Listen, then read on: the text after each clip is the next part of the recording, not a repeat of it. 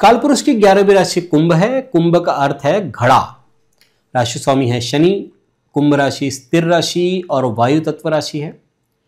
कुंभ जातक हृदय से तो कोमल होते हैं, किसी का दुख देखकर स्वयं दुखी हो जाते हैं, किसी को तड़पता नहीं देख सकते, दूसरों के भावों से प्रभावित होकर के सहज ही द्रवित होते हैं, दूसरों की सहायता के लिए सदैव तत्पर होते हैं, अग्रसर होते हैं।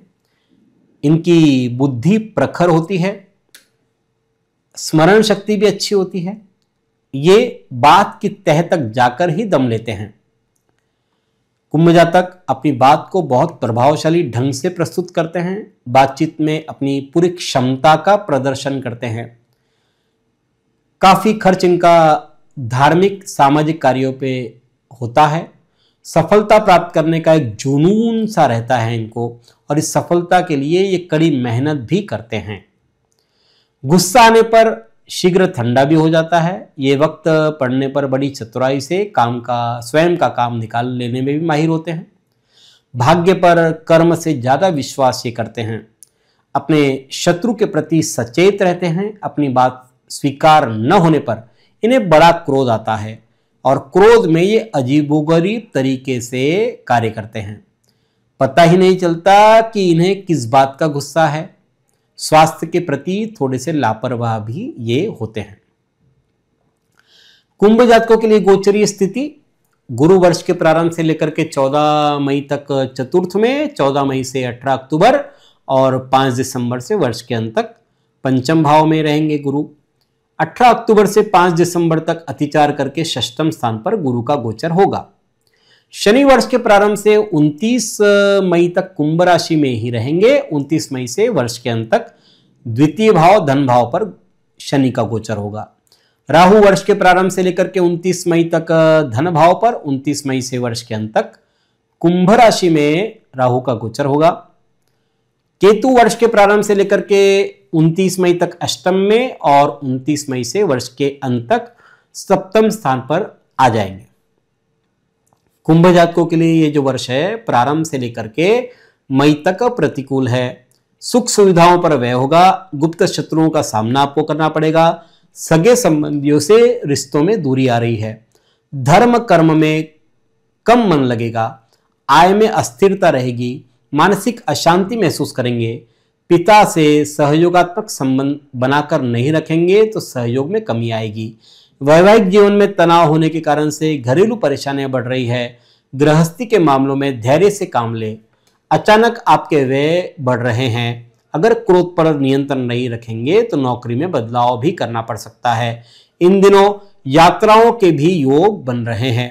स्वास्थ्य संबंधी विषयों पर व्यय होने की संभावना बन रही है। वाहन आदि भी ध्यान से चलाएं। इस अंतराल में विशेष सावधानी रखनी चाहिए, तभी आपकी जरूरी काम पूरे होंगे। माता संबंधी चिंताओं के कारण से आप परेशान रहेंगे। धन संचय में कमी आएगी। महिलाओं पर व्यय अधिक होने की संभावना है। परिवार के सदस्य से वैचारिक मतभेद बढ़ रहे हैं। आय में कमी और व्ययों में अधिकता रहने की संभावना बन रही है। मई से वर्ष के अंत तक समय कुछ प्रतिकूल बनेगा। उपलब्धियां हासिल करने के अवसर मिलेंगे। नए संबंधों में आने वाले समय में लाभ होगा। कठिन से कठिन कार्य भी आप अपनी कार्य क्षमता से संपादित कर पाएंगे। इस अवधि में कोई बड़ा सौदा भी आप कर सकते हैं। यश में वृद्धि हो रही है। आत्मविश्वास बना रहेगा। छात्रों को पढ़ाई में अच्छी सफलता मिलेगी। पराक्रम और पुरुषार्थ से सफलता प्राप्त करेंगे। परिवार में सुलह होगी, शांति होगी। गुरुओं संत श्रेष्ठों से मिलने का सुअवसर आपको मिलेगा। धन लाभ और उन्नति के अवसर प्राप्त हो रहे हैं। पारिवारिक सुखों में भी वृद्धि हो रही है। धार्मिक कार्यों में रुचि और व्यय बढ़ेगा। करियर और कार्य क्षेत्र से संबंधित उचित निर्णय आप ले पाएंगे। इन सब विषयों के लिए समय अच्छा है। इसका लाभ उठाएं। जोश और उत्साह से अपने कार्य को पूर्ण कर पाएंगे। आप निर्णय लेने में सक्षम महसूस करेंगे। अपने आप को अनेक अटकी परियोजनाओं पर दोबारा विचार करते हुए दिखाई देंगे। आप केवल अपनी बुद्धि के दम पर ही प्रयोग करेंगे और स्थितियां पहले से बेहतर करने में सफल बन जाएंगे। जो जातक अपनी नौकरी में परिवर्तन के बारे में विचार कर रहे हैं, उनका भी स्थान परिवर्तन का समय संभव है।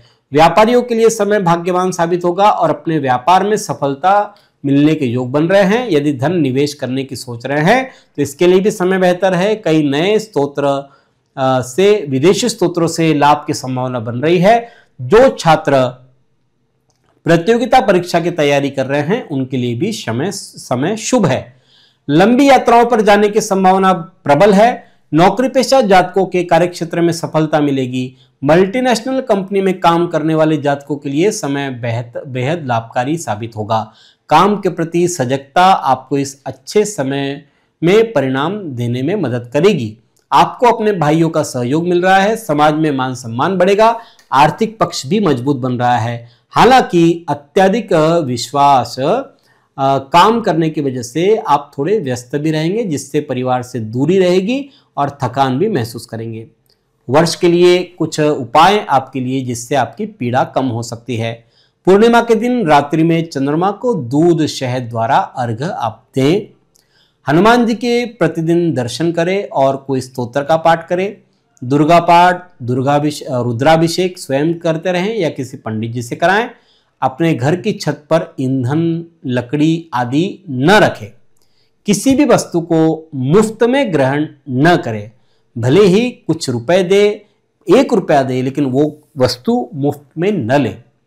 तिल, उड़द, काला कपड़ा, चाकू, इसे हर शनिवार को समय समय पर दान करते रहें। गुरुवार को जाकर के किसी मंदिर में श्रमदान करें। सफेद रंग से बचें। महत्वपूर्ण कार्यों के समय सफेद रंग पहनने से बचें। लाल रंग का उपयोग गुप्त रूप से करें। गुप्त रूप से करने का अर्थ यह है कि दिखाई तो न दे, लेकिन आप के पास लाल रंग हो, जैसे लाल रुमाल आप अपने पास में रखें, लेकिन दिखाई न दे। माता के स्वास्थ्य का विशेष ध्यान दें। जोखिम भरे कार्यों से बचें। कर्ज आदि जितना संभव हो वो न ले तो अच्छा। इस प्रकार से कुंभ जातकों को गोचरीय हिसाब से यह वर्ष अपने जीवन में कटु अनुभव देने वाला बन सकता है।